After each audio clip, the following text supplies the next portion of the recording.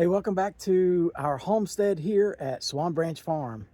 I'm working on the forms again today to be able to pour concrete. And I've been working on just getting the forms aligned this morning. All the boards seem to be crooked, they've warped a little bit.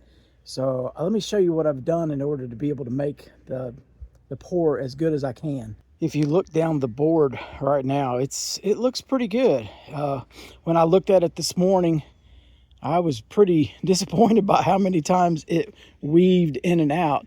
So what I did, you can see all these spacer boards that I put down through there. Those are all 12-inch boards since I'm making a 12-inch wide strip of concrete.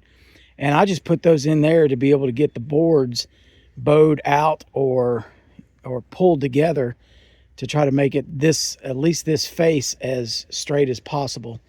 And let me walk down through here and sort of show you some of the problems that I ran into.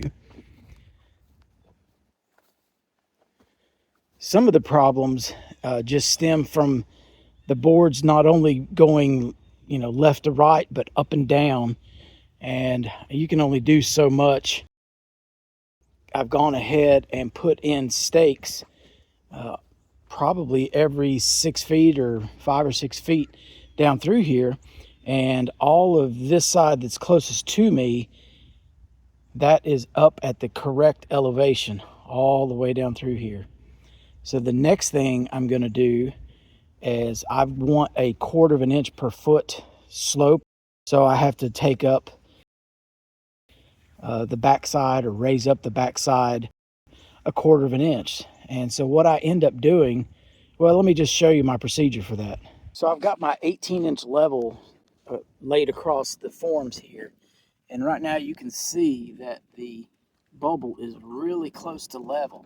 So what I do to be able to get a 1/4 of an inch rise across the foundation or this footer is I've got a 1/4 inch drill bit, and all I do is just lay the level up on that, and then I keep raising this back side.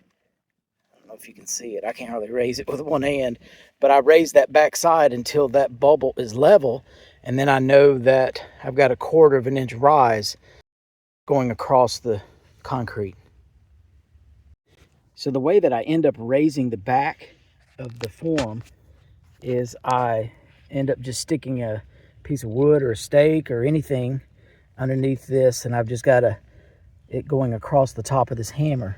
And I'll show you as I push down on this, the level, when I get it close to level right there, I'll go ahead and screw that into the stake there, and that'll hold it up at that elevation. And so I'm going to go all the way down through here doing that same procedure. My next step in the process is I'm going through at each one of these notches. Those notches are there for the rebar that is going to be in this concrete, and it will stick out beyond the form, and I'll tie it off to the next slab that is poured between these two strips. I'm going through at each notch, putting a screw at the back of it, and then I'll use a wire or tie up the rebar to keep it up at the right elevation. I think there's 22 or 23 of these. I'm about halfway finished right now.